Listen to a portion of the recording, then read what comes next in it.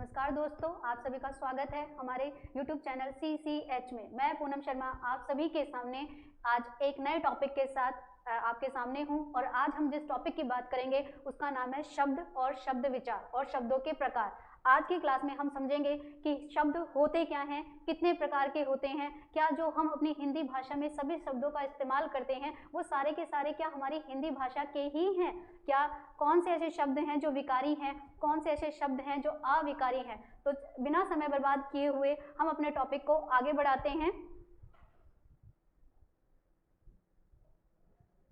तो सबसे पहले हम जानें कि शब्द होते क्या हैं। शब्द बनते कैसे हैं। वैसे हमारी जो व्याकरण होती है, हमारी जो ग्रामर होती है वो वर्ण से स्टार्ट होती है। सबसे पहले शब्दों से पहले हमें थोड़ी सी नॉलेज वर्णों की होनी चाहिए। हमारी जो हिंदी की वर्णमाला है उसमें जो वर्ण इस्तेमाल होते हैं, क्या आपको पता है कि हमारी हिंदी की वर्णमाला में कुल कितने वर्ण इस्तेमाल किए जाते हैं?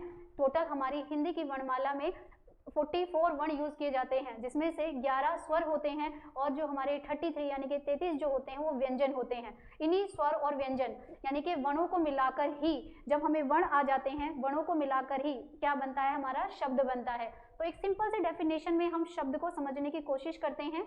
वर्णों का सार्थक मेल शब्द कहलाता है। यहाँ पर आपने फोकस करना है कि मैंने कहा वर्णों का सार्थक मेल। सार्थक का मतलब होता है मीनिंगफुल, यानी कि वर्णों का सार्थक मेल। जब हम मीनिंगफुल वर्णों को जोड़ देते हैं तो हमारे पास जो बनता है वो बनता है शब्द। अगर आप ध्यान से देखेंगे तो मैंने यहाँ पर लिखा है अ प्लस म प्लस र। अब इसमें स्वर भी है और व्यंजन भी है, पर अगर हम इन्हें अलग अलग बोलें तो ये बनता है वर्ण, लेकिन जब मैंने इसको जोड़ दिया तो ये बन गया मेरा शब्द। तो हमने ये जाना कि शब्द क्या होते हैं। शब्द जो है वर्णों का सार्थक योग क्या कहलाता है, शब्द। अब क्योंकि हमारे जो सिलेबस का पार्ट है, हम आगे देखते हैं कि शब्दों के कितने प्रकार हैं। बड़ी कंफ्यूजन रहती है कि शब्दों को कितने प्रकार में बांटा जाए। अगर हम शब्दों को अच्छी तरह से समझना चाहते हैं तो हमें ये पता होना चाहिए कि शब्द को मुख्यतः 4 प्रकार में बांटा गया है। कौन से 4 प्रकार हैं? पहला अर्थ के आधार पर, दूसरा उत्पत्ति के आधार पर, तीसरा रचना या बनावट के आधार पर और 4th नंबर पर हमारा आता है रूप परिवर्तन के आधार पर। अब अर्थ के आधार पर कितने शब्द होते हैं, उत्पत्ति के आधार पर कितने शब्द होते हैं और रचना और बनावट के आधार पर कितने शब्द होते हैं और रूप परिवर्तन के आधार पर कितने शब्द होते हैं, हम इन्हें समझेंगे। लेकिन पहले इनके प्रकार समझने से पहले हमें ये जानना है, अर्थ का मतलब होता है कि हमारी हिंदी भाषा में कुछ शब्द अर्थ लिए हुए हैं और कुछ शब्द अर्थ के बिना हैं, यानी कि निरर्थक हैं। यानी कि अर्थ के आधार पर हम यहाँ 2 प्रकार के शब्द पढ़ेंगे। दूसरा वर्ड यहाँ पर लिखा है उत्पत्ति के आधार पर। उत्पत्ति का मतलब होता है कि उस वर्ड की शुरुआत कहाँ से हुई है, कि वो वर्ड आया है किस भाषा से आया है और किस भाषा से हमारी हिंदी भाषा में आ गया है। उसके बाद हिंदी में कुछ शब्दों को की रचना भी की जाती है। कुछ शब्दों को तोड़ा जाता है, कुछ जोड़ा जाता है। कुछ शब्द हमेशा कभी टूटते ही नहीं है और कुछ शब्दों को जोड़ने पर उनका अर्थ अलग आता है। इस तरह का जो शब्दों का समूह है, उस समूह को हम रचना या बनावट के आधार पर वर्गीकृत कर सकते हैं। उसके बाद हमारे पास बहुत ही इंपॉर्टेंट पार्ट रूप परिवर्तन के आधार पर। रूप परिवर्तन मतलब हिंदी में जब हम कुछ शब्द इस्तेमाल करते हैं तो कुछ शब्दों का अर्थ बदलता है और कुछ शब्दों का अर्थ आप उसे कभी भी नहीं बदल सकते, जैसे हैं वैसे की वैसे ही यूज होते हैं। तो एक बार फिर से दोस्तों देखिए ध्यान से, हमने कहा शब्द 4 प्रकार के हैं, अर्थ के आधार पर, उत्पत्ति के आधार पर, रचना के आधार पर और रूप परिवर्तन के आधार पर। अब हम आगे ये देखते हैं कि अर्थ के आधार पर कौन से शब्द हमने पढ़ने हैं। उसके बाद हम जो है हम देखेंगे उत्पत्ति के आधार पर, बनावट के आधार पर और रचना के आधार पर। चलिए सबसे पहले यहाँ पर हमारे पास 2 तरह के शब्द आए हैं जिन्हें मैंने सार्थक और निरर्थक का नाम दिया है। अब ये सार्थक और निरर्थक क्या होते हैं, यानी कि अर्थ के आधार पर, ध्यान से सुनिएगा दोस्तों, अर्थ के आधार पर 2 प्रकार के शब्द होते हैं। कौन कौन से शब्द होते हैं? सार्थक और निरर्थक। दूसरा हम देखें, हमारे पास जो ये तत्सम, तद्भव, देसी, विदेशी और शंकर शब्द आए हैं, इन्हें हम किस आधार पर वर्गीकृत कर सकते हैं? इन्हें हम उत्पत्ति के आधार पर, यानी कि इनकी शुरुआत कहीं ना कहीं से हुई है, हम कह सकते हैं कि हम इन्हें उत्पत्ति के आधार पर वर्गीकृत किया जा सकता है। यहाँ आपको मैं एक बात बताना चाहूँगी कि हमारे कोई भी ऐसा कॉम्पिटिटिव एग्जाम नहीं है जहाँ पर तत्सम, तद्भव शब्द नहीं आते हों। आपका जो ये जीडी का एग्जाम है, इसमें तो डायरेक्ट एक क्वेश्चन पूछा गया, आपसे बोला गया कि दो अलग अलग भाषाओं के मेल से नया शब्द क्या कहलाता है, और आपको ऑप्शन दिए गए, तत्सम कहलाएगा, तद्भव कहलाएगा, विदेशी कहलाएगा या शंकर शब्द कहलाएगा। तो हम इसे आगे और डीपली पढ़ेंगे। उसके बाद हम देखते हैं तीसरा हमारे पास आते हैं रचना या बनावट के आधार पर। रचना या बनावट के आधार पर शब्दों को 3 प्रकार में बांटा जा सकता है। कौन से 3 प्रकार में बांटा जा सकता है? रूढ़ शब्द, यौगिक शब्द और योग रूढ़। रूढ़ शब्द क्या होते हैं, यौगिक क्या होते हैं और योग रूढ़, यानी कि ये 3 प्रकार के शब्द जो हैं हमारे पास किस पे आते हैं? रचना के आधार पर। रचना भी बोल सकते हैं हम, और इसे हम बनावट भी बोल सकते हैं। रचना या बनावट के आधार पर 3 प्रकार के शब्दों को हमने लिया, रूढ़ शब्द, यौगिक शब्द और योग रूढ़। अब हमारे पास आता है विकारी और अविकारी, जिसे हम रूप परिवर्तन की दृष्टि से वर्गीकृत कर सकते हैं, यानी कि इनका क्लासिफिकेशन 2 तरीके से हुआ है, विकारी और अविकारी। तो आपने समझा कि शब्द हमारे पास कितने प्रकार के हैं? 4 प्रकार के हैं। अब हम इन्हें जानेंगे कि सार्थक शब्द क्या होते हैं, निरर्थक शब्द क्या होते हैं, शंकर शब्द क्या होते हैं। एक एक करके हम इनके डेफिनेशन के फॉर्म में इनको समझने की कोशिश करते हैं। तो सबसे पहले मैंने लिया है सार्थक शब्द। शॉर्ट तरीके से भी हम याद कर सकते हैं, बट हमें पता है हम सुना हुआ भूल जाते हैं, पर लिखा हुआ हमें जो है हमेशा हमारे साथ रहता है। अभी आप सुन रहे हो तो आपको बहुत इजी लग रहा होगा सब कुछ, लेकिन जब आप इसे अकेले में पढ़कर देखेंगे तो कहीं ना कहीं कुछ ना कुछ कंफ्यूजन रह जाएगी। तो उसके लिए हमें अच्छी उसमें अपने नोट्स रेडी करने होते हैं। ग्रामर का भी बेस तैयार करने के लिए नोट्स की ज़रूरत हमें पड़ती ही है। तो सबसे पहले हम लेते हैं सार्थक शब्द। वे शब्द जिनका एक निश्चित अर्थ होता है, वे शब्द जिनका एक निश्चित अर्थ होता है सार्थक शब्द कहलाते हैं। अगर मैं आप लोगों को एक शॉर्ट फॉर्म में एक वर्ड बोलूं कि मीनिंगफुल वर्ड्स, मीनिंगफुल मतलब जिनका अपना कुछ एक अर्थ है, अपना कुछ एक मीनिंग है, वो शब्द क्या कहलाते हैं? सार्थक। ये किसी का नाम भी हो सकते हैं, जैसे राजमहल, राजा, या मैं पर्टिकुलर किसी का राम, श्याम, किसी का नाम ले लूं तो ये भी क्या बन जाएगा? मेरा सार्थक शब्द ही बन जाएगा। इसके बाद हम देखते हैं, अच्छा इसी के साथ हमें ये भी जानने की ज़रूरत है, हमारे मोस्टली एग्जाम्स में हमसे ये पूछ लेते हैं कि सार्थक शब्द कितने प्रकार के होते हैं। सार्थक शब्द कितने प्रकार के होते हैं? सार्थक शब्द 4 प्रकार के होते हैं। कौन कौन से होते हैं? एकार्थी, अनेकार्थी, समानार्थी और विलोम शब्द। यानी कि एकार्थी जो शब्द होते हैं वो भी सार्थक हैं, क्योंकि जो एक अर्थ लेकर आते हैं उनका कुछ अर्थ है, अर्थ मतलब सार्थक, सार्थक मतलब मीनिंगफुल। दूसरा अनेकार्थी, कुछ ऐसे शब्द जो अनेक अर्थ लिए हुए हैं, 2 अलग अलग सिचुएशन में अलग अलग यूज किए गए तो उनके अलग अलग अर्थ लिए, लेकिन अर्थ तो निकल रहा है, अर्थ निकल रहा है, इट मीन्स वो सार्थक है, और सार्थक है इट मीन्स वो मीनिंगफुल है। इसी के बाद समानार्थी शब्द, 2 ही शब्दों के समानार्थ मिलते जुलते शब्द भी आते हैं, और अपोजिट यानी कि विलोम शब्द भी। यानी कि सार्थक 4 प्रकार के शब्द होते हैं, एकार्थी शब्द, अनेकार्थी शब्द, समानार्थी शब्द और विलोम शब्द। नेक्स्ट हम देखते हैं निरर्थक शब्द। निरर्थक वे शब्द जिनका अपना कोई अर्थ नहीं होता, यानी कि मीनिंगलेस, यानी कि जिनका अपना कोई अर्थ नहीं है, निरर्थक शब्द कहलाते हैं। जैसे अब आप देखिए यहाँ पे मैंने लिखा चाय, वाय, ये वाय जो है वो निरर्थक है। पानी, वानी, ये वानी जो है वो निरर्थक है। ललक, चलक, चलक जो है वो निरर्थक है। अब मैं यहाँ पे आपको एक छोटा सा एग्जांपल देती हूँ। आपके एग्जाम में पूछा गया, वर्ड दिया गया माता पिता।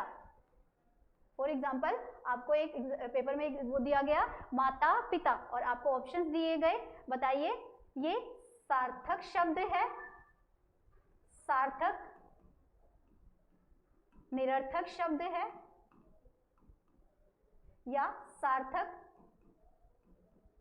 युग्म शब्द है, या निरर्थक युग्म शब्द है।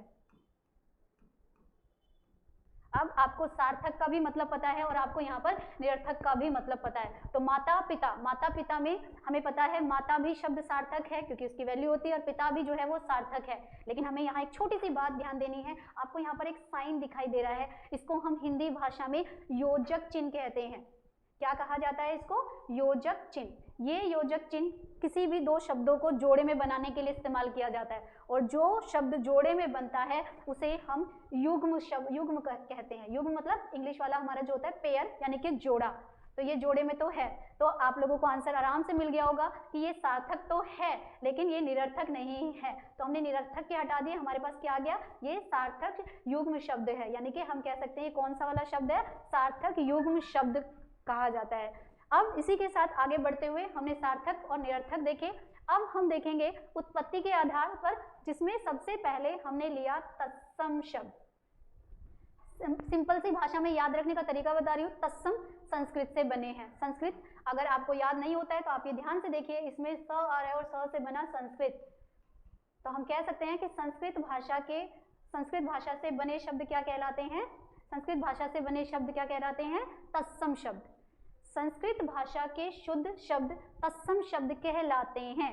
यानी कि वैसे तो हमें पता ही है कि हमारी जो सभी भाषाएं हैं वो संस्कृत से निकली हैं, लेकिन हम अपनी डे टू डे लाइफ में संस्कृत के शब्द भी इस्तेमाल करते हैं और उन्हें हम किसी भी तरह का कोई चेंज नहीं करते।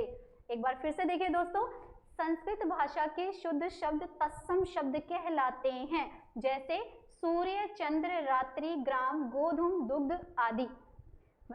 सूर्य, चंद्र, रात्रि, ग्राम, गोधूम, दुग्ध आदि, ये सभी के सभी क्या हैं? संस्कृत के शब्द हैं। तो जो संस्कृत के शब्द हैं वो क्या कहलाते हैं? वो तत्सम शब्द कहलाते हैं। लेकिन जब एग्जाम में तो तत्सम और तद्भव दोनों आते हैं, तो हमें तत्सम और तद्भव के डिफरेंस को समझना होगा। तो अभी हम इन्हें कंपेयर करेंगे और साथ ही देखेंगे कि कौन से ऐसे तरीके हैं, कौन से ऐसे ट्रिक्स हैं जिससे हम आसानी से तत्सम और तद्भव को डिफाइन कर सके और इस एग्जाम में टाइम बचाते हुए हम अपने करेक्ट आंसर पर पहुंच सके। तो पहले देखते हैं तद्भव।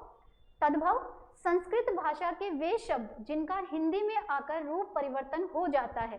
इट मीन्स होते तो संस्कृत के हैं, बट जब हम उन्हें हिंदी में यूज करते हैं तो उनका रूप चेंज हो जाता है। जैसे अगर मैं आपको बोलूं, अभी हमने पीछे संस्कृत में पढ़े थे, संस्कृत में हमने पढ़ा, यहाँ पर देखिए ध्यान से, संस्कृत में मैंने वर्ड लिया सूर्य, चंद्र, रात्रि, ग्राम, गोधूम, दुग्ध आदि।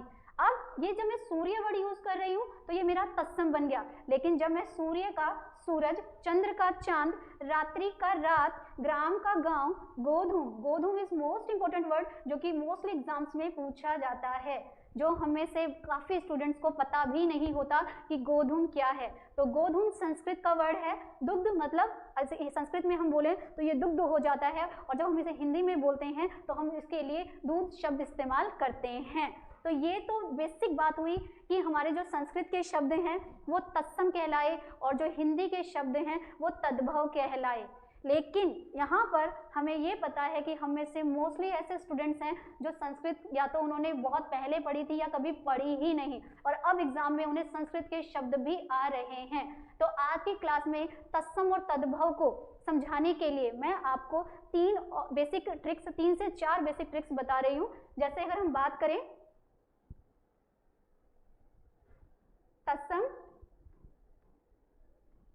तद्भव,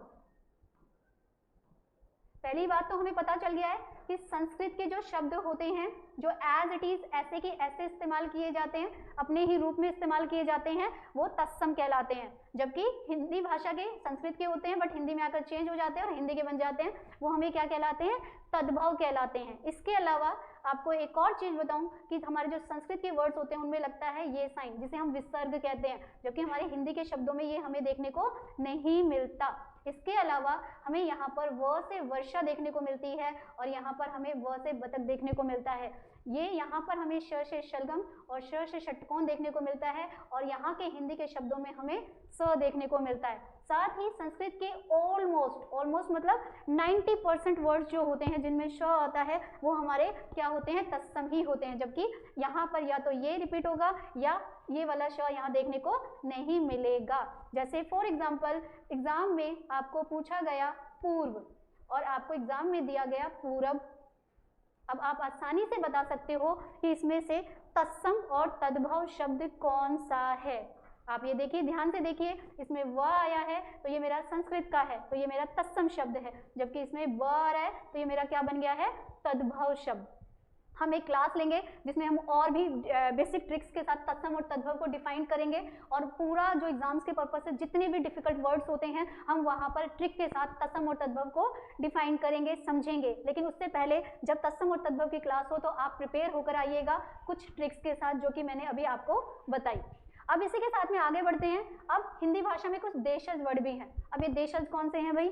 देशज शब्द वो होते हैं जो हमारी क्षेत्र विशेष में प्रचलित होते हैं। क्षेत्र विशेष मतलब जो हमारी मदर टंग वाले होते हैं, या ऐसे भी हम नॉर्मल एक सिंपल भाषा में कह सकते हैं कि कुछ जो इक्वल चीज़ें सबके पास हैं उनके लिए जब हम एक अलग अलग वर्ड यूज़ करते हैं, या हम कह सकते हैं जो शब्द क्षेत्र विशेष में प्रचलित होते हैं। यहाँ क्षेत्र विशेष का मतलब आपकी स्टेट वाइज लैंग्वेज, यानी इट मीन्स हमारी मदर टंग की बात हो रही है, हमारी मातृभाषा की बात हो रही है। यानी कि हम कह सकते हैं कि इसमें क्या होता है, इसमें हमारी मदर टंग वाली वर्ड इस्तेमाल किए जाते हैं। जैसे फॉर एग्जांपल रोटी, पेटी, खिड़की, पगड़ी, डिबिया, कपड़ा आदि। ध्यान से देखिए, रोटी एक ऐसा वर्ड है जो सबके हर एक मदर टंग हर एक क्षेत्र विशेष में प्रचलित है, पर रोटी को हर कोई रोटी नहीं कहता है। रोटी के लिए अलग अलग स्टेट में अलग अलग वर्ड यूज किए जाते हैं। सेम ऐसे ही पेटी, खिड़की, पगड़ी, डिबिया, कपड़ा आदि, इन सभी शब्दों को हम कह सकते हैं देशज या देशी। याद रखिएगा ये कौन से शब्द हैं, जो हम सभी की मातृभाषाओं वाले हैं, या आप ये समझ सकते हैं ये सभी की सभी हमारे क्या हैं, क्षेत्रीय विशेष वाले हैं। क्षेत्र विशेष में क्या होता है, हम सबकी मदर टंग अलग अलग है और हमारी मदर टंग में एक ही चीज के लिए हम अलग अलग वर्डों को इस्तेमाल करते हैं। इसके बाद आगे चलते हैं। उसके बाद हमारे एग्जाम में पूछा जाता है विदेशी। विदेशी के लिए मैं पहले आपको बताऊं उससे पहले एक बात जाननी जरूरी है। जब भी विदेशी शब्द इस्तेमाल होता है ना, जब भी माइंड में आता है विदेशी शब्द, तो हम सोचते हैं अंग्रेजी भाषा, बट ऐसा नहीं है। ये जो विदेशी भाषा है, हम जो डे टू डे लाइफ में जो हिंदी बोलते हैं उसमें हम बहुत सारे शब्द अंग्रेजी के, बहुत सारे शब्द अरबी के, बहुत सारे शब्द फारसी के, बहुत सारे शब्द तुर्की के और बहुत सारे शब्द पुर्तगाली यानी कि अदर लैंग्वेज भी हम यूज़ करते हैं।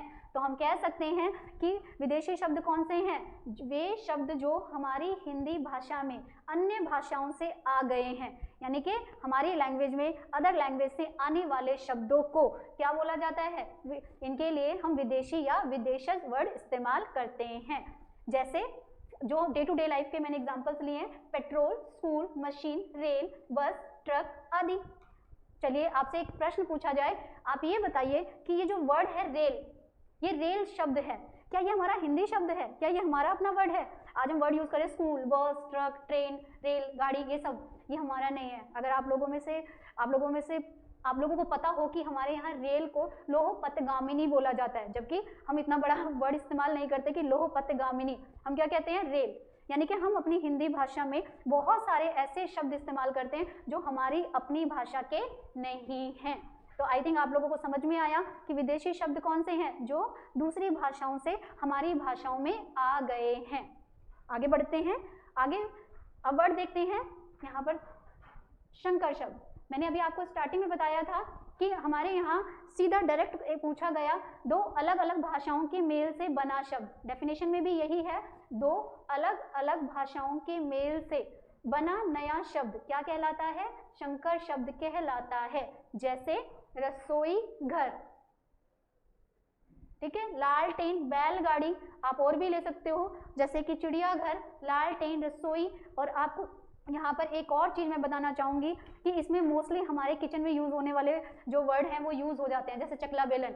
अब हम इसे ट्रिक से भी याद रख सकते हैं कि दो अलग अलग भाषाएं कौन सी हैं। यहाँ पर रसोई अलग शब्द है, यहाँ पर रसोई अलग शब्द है, घर अलग शब्द है, लाल अलग है, टेन अलग है, बैल अलग है, गाड़ी अलग है, लेकिन जोड़ दिया गया तो बना एक नया शब्द जिसे हमने क्या नाम दिया, शंकर शब्द का नाम दिया। आगे बढ़ते हैं। आगे हम देखते हैं रूढ़ शब्द। अब रूढ़ शब्द क्या है, मोस्ट एग्जाम्स में पूछे जाने वाला, क्या रूढ़ सार्थक है, या सार्थक में और रूढ़ में, या रूढ़ को मैं सार्थक बोलूं? डेफिनेशन पे जरा फोकस करिएगा। मैंने कहा वे सार्थक शब्द जिनके टुकड़े ना किए जा सके रूढ़ शब्द कहलाते हैं। कहने का अर्थ ये है कि ऐसे शब्द जिनको हम हिंदी में यूज तो करते हैं पर हम उनका उनको तोड़ नहीं सकते, उन्हें विभाजित नहीं कर सकते। जैसे मैंने बोला पाठशाला, पाठशाला को मैं 2 भागों में तोड़ सकती हूँ, लेकिन मैंने यहाँ पे जो एग्जाम्पल्स लिए जैसे हाथ, दिन, शाम, कवि, हाथी आदि, आदि का मतलब ये सभी ऐसे हमारे शब्द हैं जिनको आप टुकड़े नहीं कर सकते। ये जब भी इस्तेमाल होते हैं पूरे के पूरे ही होते हैं। तो हमें ये याद रखना है कि रूढ़ शब्द कौन से हैं, जिनके टुकड़े ना किए जाएं और वो अपने पूर्ण रूप में ही इस्तेमाल होते हैं या उपयोग में लाए जाते हैं। ये तो हुए रूढ़ शब्द। अब हम देखते हैं यौगिक। सेम सार्थक तो ये भी है, जैसे रूढ़ शब्द सार्थक थे वैसे ही यौगिक भी सार्थक हैं। ये 2 सार्थक शब्दों के मेल से बना नया शब्द, यानी कि 2 वर्ड्स होंगे और दोनों वर्ड्स की वैल्यू होगी, दोनों वर्ड्स मीनिंगफुल होंगे, सार्थक होंगे, उनको जोड़ा भी जा सकता है और उनको तोड़ा भी जा सकता है, यानी कि जिसके टुकड़े भी किए जा सके और जिसको जोड़ा भी जा सके। सार्थक शब्दों को, 2 सार्थक शब्दों को जोड़ना और तोड़ना, जोड़कर और तोड़कर, जोड़कर जो शब्द बना वो क्या कहलाएगा, यौगिक। और यौगिक में योग भी तो छुपा है। योग का मतलब क्या होता है, प्लस, यानी कि 2 शब्दों को जोड़ना। हम कह सकते हैं विद्या प्लस आर्थी क्या बनता है, विद्यार्थी। कन्या प्लस दान क्या बनता है, कन्यादान। यज्ञ प्लस शाला जोड़ दिया तो बन गया यज्ञशाला। गो प्लस शाला तो बन गया गौशाला। अब एक बार थोड़ा सा रिकॉल करिए, अभी हमने देखा सार्थक कौन से शब्द थे, जो टूट नहीं रहे थे, जिन्हें विभाजित नहीं कर सकते, जिनके आप टुकड़े नहीं कर सके। लेकिन यौगिक में वो ऐसे शब्द हैं जिनको तोड़ा भी जा सकता है और जोड़ा भी जा सकता है। इसी के साथ आगे बढ़ते हैं। इसी के साथ हम देखते हैं योग रूढ़ शब्द। योग रूढ़ शब्द, एक और मैं आप लोगों के साथ एक चीज शेयर करना चाहूंगी। आप ध्यान से देखिए कि अगर आपको समास आते हैं, पर अभी हम समास को थोड़ा सा रहने ही देते हैं। अगर आप में से किसी बच्चे को समास आ रहे हैं तो आप इसे ट्रिक्स से भी निकाल सकते हैं, बट अभी हम ट्रिक्स को थोड़ा सा साइड रखकर हम बात करते हैं सिंपल डेफिनेशन की। पहले एक बेस रेडी करते हैं, ट्रिक्स हम उसमें ऐड करेंगे। तो हमने यहाँ पर आगे लिया, जो आगे है हमारा योग रूढ़ शब्द।